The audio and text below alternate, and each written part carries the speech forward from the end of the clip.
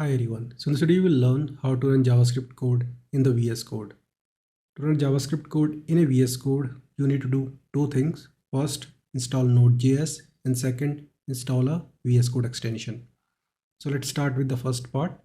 Currently I'm on Node.js website and you can see there's a download button. Simply click on it. So you can see it got downloaded. Now let's click on this application. You will get this window. Click next, accept the terms, and make sure you click on this also to automatically install the necessary tools.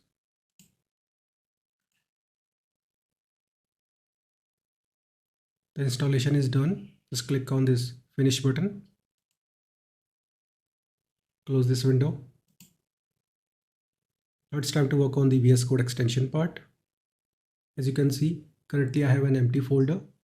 Simply right click and open this folder in the VS Code. Create a file here, script.js. It will only have one line of a code. Console log hello world. Now go to file, preferences, select extensions, type here code runner,